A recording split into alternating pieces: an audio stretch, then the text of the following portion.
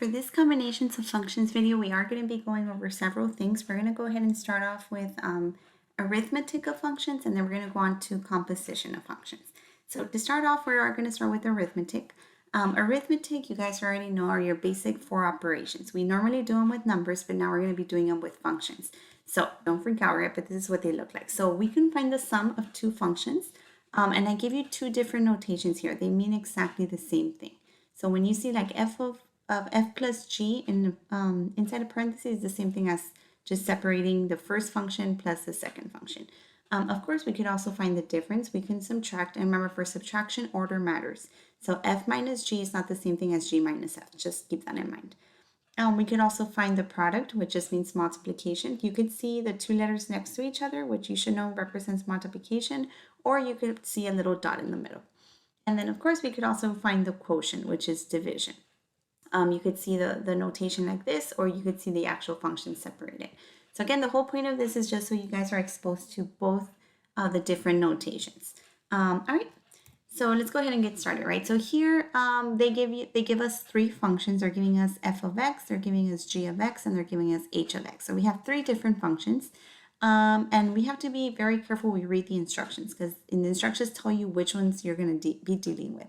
So find g of x plus h of x. So we're going to be finding a sum, and they want us to add g of x and h of x. So the first thing we're going to do is actually write this down, right? So we're going to grab g, which is this right here, 2x plus 1. So I bring it down, and then I'm going to add h of x, which h of x is this whole thing here, right? So I'm just going to add them together. So first thing I did is just write it down. If you notice, for this problem, we didn't even care about f of x, so you just ignore it. Now, since we're going to add, we are free to drop the parentheses. So if you notice, I'm going to erase the parentheses. And then just to make my life easier, I'm going to put everything in order. So 10x squared, I'm going to put it first. 2x and the 17x, I'm going to put them next to each other. And then the 1 and the 6, I'm going to put them next to each other. Okay, so if you notice, don't freak out, but all I did was just drop the parentheses and put everything in order. The reason I put everything in order is just because now we're going to combine like terms, and that's it. We're going to be done with this problem. So 10x squared, nothing combines with it, so it just comes down. 2x plus 17x gives me 19x, and then 1 plus 6 is 7. So there you go. We just did our first arithmetic with functions example.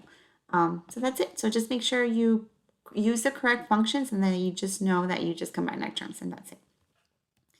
All right, here, same three functions, but they're asking us to do h of x minus g of x. Now, please make sure you put this on your notes. This is very important. When you are doing subtraction, like I did here, remember, you always put parentheses, just like I did on the last example. But when you're doing subtraction, make a note of this, you cannot drop the parentheses, like when you do addition. So in the last example, I just dropped the parentheses and I combined like terms. For subtraction, look what's going to happen. You drop the parentheses of the first one. So 10x squared, 17x, and 6 just come down. You can erase the parentheses. But for the second one, you cannot erase the parentheses because this subtraction sign is going to be distributed to everything inside the parentheses. That is a big thing. And that's a big difference between difference and sum. Okay, so be very careful. I would recommend you put a little star on your notes with that. So again, this little function here, if you notice, I brought it down, it stays exactly the same. But when I distribute the minus, the 2x becomes a minus 2x, and the plus 1 becomes a minus 1. Okay, so please make sure you made a note of that. Now, once you distribute the negative, then it just becomes like the last problem. All I have to do is combine like terms. So if I combine like terms, the 10x squared comes down. The 17x combines with a minus 2x, which gives me 15x. And then the plus 6 combines with a minus 1, which gives me the plus 5. Okay, so I don't think this is too complicated. I think it's pretty fun.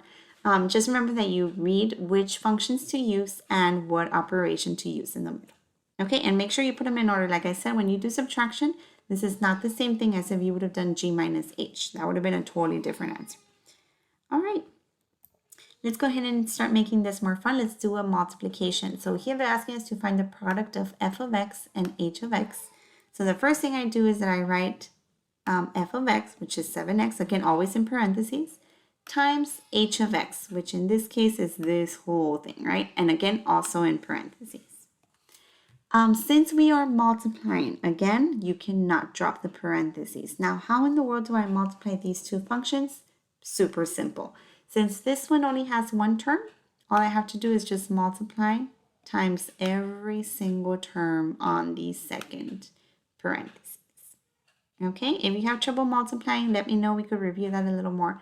But all you have to do is just multiply. So 7 times 10 gives me 70. When you multiply an x and an x, you add the exponent. So since this one has this 2 and this one has an invisible 1, it becomes x cubed or x to the third. Now to the second one, 7 times 17, please double check, but I got 119. And then x times x gives me the x squared. And then the last thing I multiply is the 7x times 6. 7 times 6 is 42, and there's just one x, so 42x. And believe it or not, that's your final answer. Pretty simple. All right, let's go ahead and try a division one. Now for division, I am going to warn you, sometimes they could get a little complicated, sometimes they don't. But this one should be a pretty simple. If you ever encounter one that gives you trouble, let me know, but they shouldn't. So again, first thing you notice, they're asking us to do a division, so we're going to have to divide. On the numerator, we're going to have f of x, which is 7x. On the denominator, we're going to have g of x, which is 2x plus 1. Believe it or not, that's all you have to do. So on the numerator, you put whatever function they ask you for, which was 7x. And on the denominator, we put the g of x, which is 2x plus 1. I am going to warn you, you cannot, please do not, don't you dare, start canceling things out. So you cannot cancel the x's out or anything. The reason why is because here the 7 and the x are multiplying, and here the x is being added to a 1. Sorry, the 2x is being added to a 1. So if there's an addition on the bottom or an addition on the top, you cannot cancel things. So that actually, this right here would be our final answer. I am going to warn you though, towards the end of the semester, I'm going to be showing you how to simplify these little functions. They're called rational functions, and we're going to have a whole section about them. But for right now, you would just leave it like that. Okay, not that bad. Okay, so that was arithmetic with functions. Now we are going to move on to the second part, which is what we call composite functions, or the composition of functions. First thing I want to make sure we know is how to read this properly. So this is what we call f of g. That little o is kind of like floating in the middle. So again, you read this as f of g. If you want to annoy me, you could say, oh man, we're going to find fog. Okay, I understand what you mean, but please, please, please, right? The proper way to read this is f of g. We're going to be seeing them backwards, so you would say g of f, right? So again, this little symbol here, you would just read it as the word of. Okay, what in the world does this mean? Composition of a function is when you bring a function inside another function. So again, this is what we read as f of g, and this is another way to write it. Okay, so on your homework, on your test, you might see it like this, but do not freak out. These two things are exactly the same thing. And you read it the same way, f of g, and here you say f of g of x. Okay, so same thing. So this is the way we're going to do it. Make sure you have this on your notes.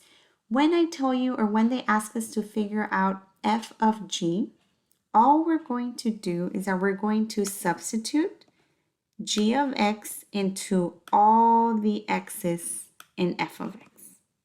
Okay, and once we do that, we're just going to simplify. Again, it sounds complicated, but it's not. But just make sure you have this on your notes. So again, when they ask us to find f of g, that means that g of x is going to be substituted into all the x's in f. Okay, now let's make some sense of this. So let's go ahead and try an example here. So if you notice, they're giving us three functions. We have f of x here, we have g of x here, and we have h of x here. Now let's read. What are they asking us for? They're asking us to find f of g of x. Okay, so again, this is the first example, so make sure you pay attention. F of g means that g is going to go into f. It's always from the right to the left. So g is going to go into f. So I'm going to come over here.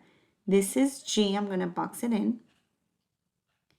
G, I'm going to copy and paste it into all the x's in f. Since f only has one x here, I'm only going to substitute once. If there was multiple x's here, then I would substitute it multiple times. So again, just pretend this is happening. I'm going to copy this and I'm going to paste it inside this little x. And that's all we're doing. So f of g is actually this right here. The x is going to be erased and it's going to be replaced by this. And again, when we replace something, we always use parentheses. That's why we have parentheses x minus 5. And then this right here just stays the same. So I just bring it down to the 4th power plus 3.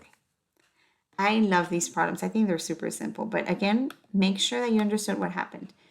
F of g means you're going to copy all of g and you're going to paste it into the into the x's in f. So again, I just copied this and I pasted it right there. So that's how I got that. And that is actually our answer right there. Okay, let's make more sense into this. Let's go ahead and try another one. We have the same functions, but now look at this. What's the difference? Now we have to find g of f. So I warned you about this. So the order does matter.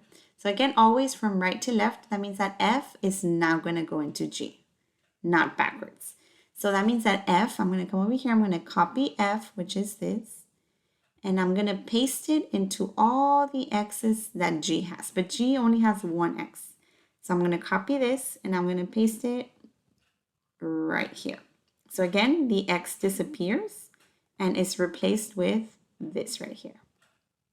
So again, we always do it with parentheses. So the x is no longer there. We have x to the 4th plus 3 took its place.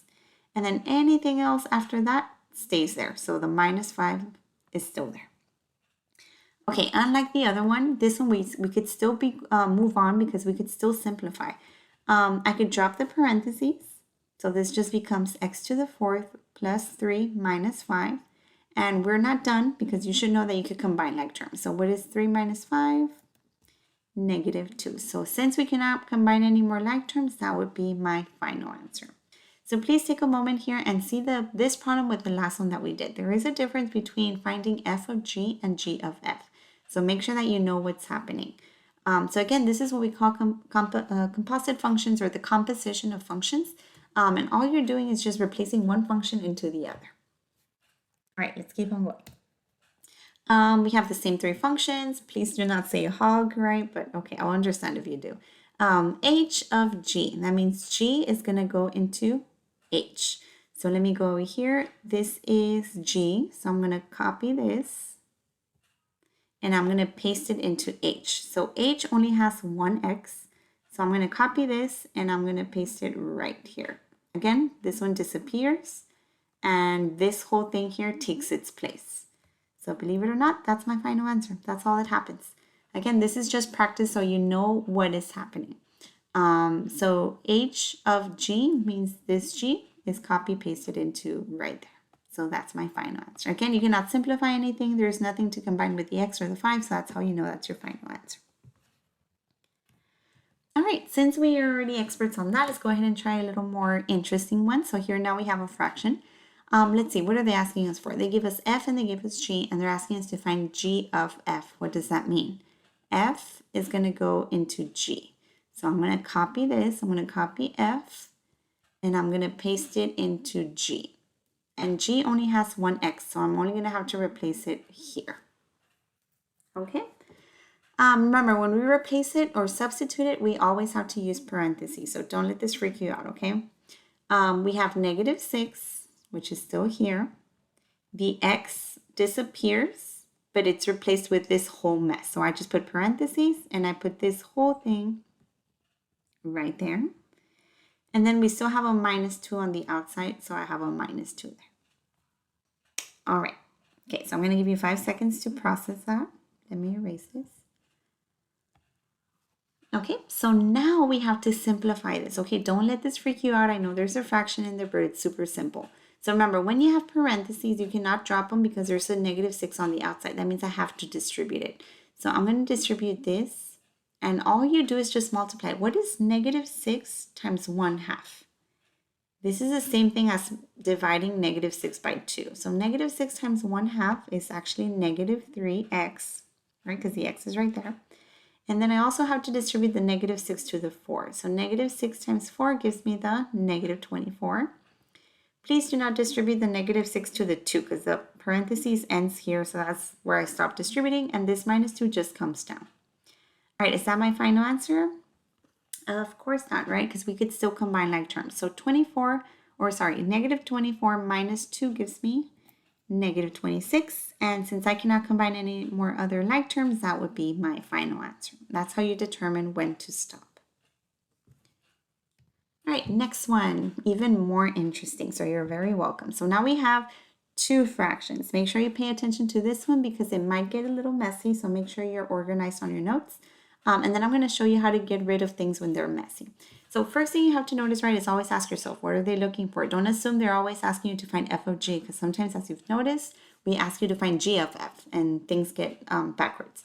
So f of g, that means that g is going to go into f. So let me go ahead and box g, which is this one. I'm going to copy, and I'm going to paste it. Now, how many x's are in f? There's 2. That means I'm going to have to substitute twice. It's going to go into this x, but it's also going to go into this x. Okay, so this is what I want you to see from here. When you replace one function into the other, you replace it into all the x's. Up to here, we had only substituted once, but this one has 2 x's, so I'm going to have to substitute twice. Now, I know you're wondering, how in the world do I substitute a fraction into another fraction? This is how it looks. Oh my goodness, look at that little monster there. So yes, don't freak out. I'm going to show you a super easy way to get rid of this, but I want to make sure you know what happened. So again, f of g means that this was copied and pasted into here and into here. So that's how we got this, right? We have a 7 over x on the numerator. We have a 7 over x on the denominator, and then the minus 3 is still there. Okay, so this should be the easiest step. All you had to do was just replace the x's with 7 over x. Now, yes, we can simplify this more, and I'm going to show you how. When you have a fraction within a fraction, what you're going to do is look at the denominators of the little fractions. So here we have a denominator of x, and here we have a denominator of x. So in order to get rid of this, we're going to have to multiply every single little thing in the big fraction by the denominator, which is x. Okay, so I'm going to do this slowly. So what you're going to do is that I'm going to come over here and I'm going to multiply this times x. I'm going to come, there's 2 things on the denominator, so I'm going to have to multiply this one by x, and I'm going to have to multiply the minus 3 times x. And I know what you're thinking, why is she making this more complicated? Believe it or not, this is actually going to make this so much easier. So when you multiply by x, look what's going to happen. On the numerator, since we're dividing by x and multiplying by x, these cancel out. So I'm just left with 7. In the denominator, 7 over x times x, just like the top, these cancel out. So I'm just left with 7. And then what is minus 3 times x? Minus 3x. And you are very welcome. You just got rid of the fractions that were inside the fraction. So yeah, now you're just left with one big fraction. And like I said before, we're not gonna worry about simplifying this even more, even though it cannot be more simplified. But again, later in the semester, we're going to be talking about how to check if this could be more simplified. But in the meantime, you would just leave. And if you end up with a little monster like this on the test or on the homework, you are expected to simplify it because it's pretty simple. And this is what I want to see as a final answer. Okay, so yay, we survived a fraction within a fraction. It wasn't that bad. All right, again, more fractions just to practice. So here we have 2 functions, find g of f. Again, g of f means f is going to go into g. So I'm going to copy f and I'm going to replace it into g. G only has 1 x, so I'm only going to replace it 1 time right here. And again, remember this x disappears and this whole thing takes over. So again, just like the last problem, we're going to have a fraction inside a fraction. So this is what we end up with, right? The plus 6 is still outside, the 2 is still the numerator, but this little x is gone and it was replaced by this whole mess. So that's why that whole mess is right there. All right, and just like the last example, like I said, you're expected to simplify this. So again, the reason or the how you simplify, remember you look at the fraction within the fraction. So this is a big fraction and there's a little fraction right here. What do we look at? We look at the denominator. This is what we multiply times everything in order to simplify. Now remember, in the last example, you only multiply everything in the fraction. So right now we're not even going to bother with the 6. I'm going to come and I'm going to multiply this times x minus 6. And I'm also going to multiply everything in the numerator. But in the numerator, we only have a 2. So the only thing I'm going to multiply is a 2. And remember, you multiply by the denominator. So I'm going to multiply by x minus 6. And like I told you, we're only worrying about the fraction. So this plus 6 on the outside, just leave it as is. So what happens in the denominator? Remember, the whole point of doing this was so the x minus 6 would cancel with the x minus 6. So I'm just left with 1. And on the top, I'm left with 2 times x minus 6. So this is how I get up to here. Okay, I know how scary this is, but don't worry. Look, these two canceled out.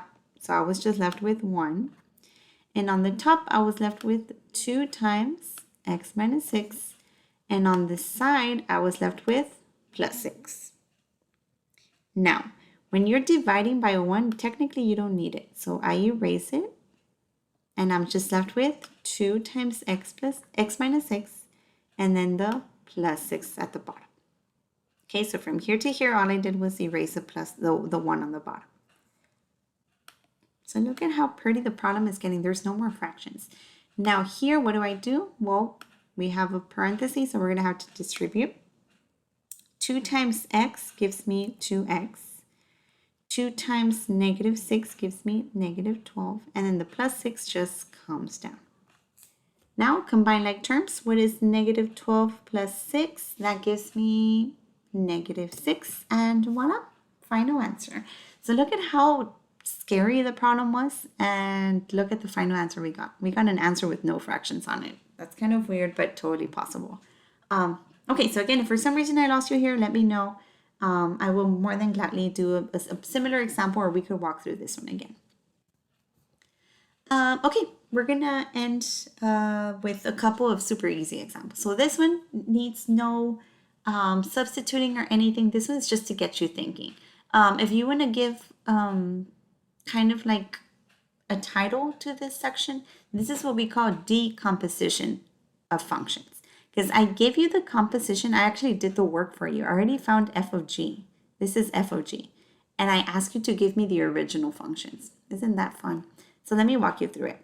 So I did the hard work for you. I found the composition. I told you if f of g ended up giving me this right here, and the original g function was x minus 8, what was the f of x function? Isn't that fun? It's like a little puzzle.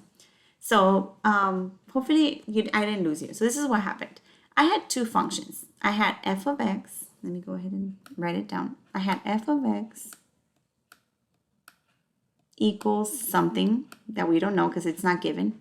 And I had g of x, which is right here, x minus 8. And when I put g into f, I got this. So what does f of x have to be? So when that I copy this and paste it into this, I get this right here. So I'm going to let you process that because I know this is very confusing. So let me say it again. When I get g, which is right here, and I substitute it into whatever x is, what does this have to be in order, when I substitute this in there, I get this right here. So look at this. The x minus 8 is right here. So that means that this replaced an x at the bottom. Now on the top, I just have a 1. So that's how you do it. You just have to see what was replaced. So let's go ahead and double check. Let's see, let's pretend these are your original functions. If I replace this into this, what do I get? I get this right here, which is the composition that they wanted me to find. So that's how you find your answer. And oh my goodness, I just realized how confusing I was explaining this. So this is what happened. They give you a g of x, right? And they're asking you for what does f of x have to be such that when this g of x goes into this f of x, I get whatever they wanted me to do. Okay, so this one is kind of like a brain teaser. It's not that complicated. If you understood it without me explaining it, then completely ignore what I said. But let's go ahead and try one more. So here we go. They're asking us to find g of x. So let me go ahead and write it here on the bottom. What does g of x have to be Boom, boom, boom, boom, boom, boom. Here we go. Okay, here's f of x, which is x to the 7th. We don't know what g of x is, but what does it have to be? So when I substitute g of x into f of x, so whatever you give me here, when I substitute it in here, I want to have this as a result. Okay, so look at this. This one has x to the 7th. So this is x to the 7th. What has to go here? So I could paste it in here and get this. Obviously, it has to be x plus 6, right? So look at that. If I copy this and paste it in here and replace the x with that, I get this right here. So that's my answer. G of x has to be x plus 6. So again, I may be overcomplicating this. I'm so sorry. But whatever way you get it, that works for me as long as you can get the answer.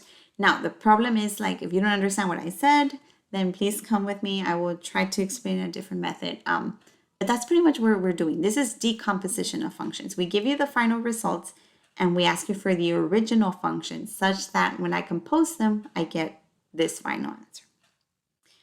All right. Okay. We're going to end this video with doing 2 composition problems with numbers. Okay, this is fairly simple, but I just want to throw it in here just in case you see it on an assignment, you don't freak out.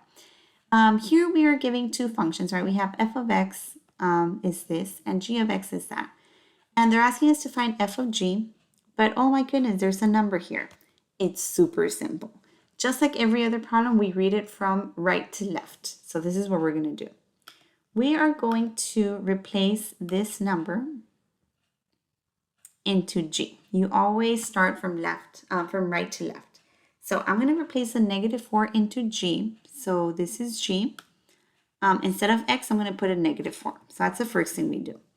Instead of the x, I put -4, and then we put +9. -4 plus 9 gives me 5.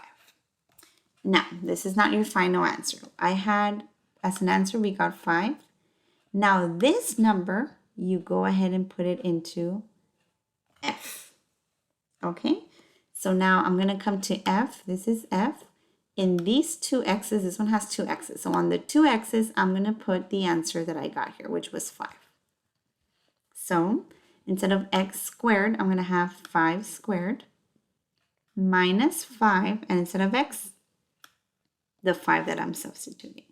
Now, order of operations, 5 squared is 25. -5 times 5 is -25. And then 25 minus 25 is 0. And since that was all they were asking me to do, this right here is your final answer. So again, just to recap, even though we have one more example right now, when you have a value here, you replace that value into whatever function is here. Remember, we always go from right to left in order. So I substituted the -4 into the x's of g of x, which there was only 1, and I got an answer of 5.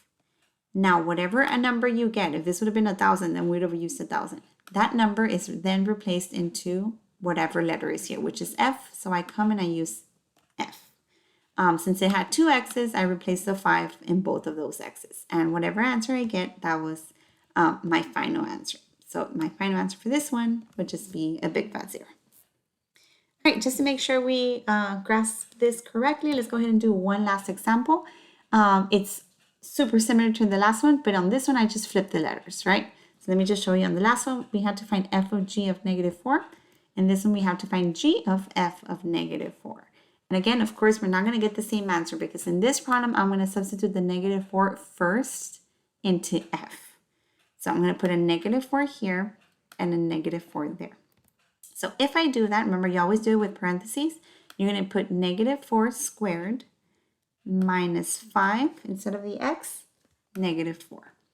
Now, -4 squared gives me positive 16, and I am going to warn you, if you put this in your calculator, please put it with parentheses. If you don't, it's going to give you the incorrect answer. So -4 squared gives me positive 16. -5 times -4 gives me positive 20. And when I add 16 and 20, that gives me 36. Now, like we did before, the answer that you get, which in this case was 36, now that number I substituted into the first letter there, which in this case is g. So I come to g. This is a function for that. Instead of x, I'm going to substitute 36. So 36 takes the place of x. 36 plus 9 gives me 45. And voila, that is my answer for this one. So again, order does matter. If you notice on the last example, we used the same number, but we got 0 because the order was f of g. Now this one was g of f, and of course we got a different answer. So just make sure you show all your work for these examples on your homework. If you do get stuck, just let me know.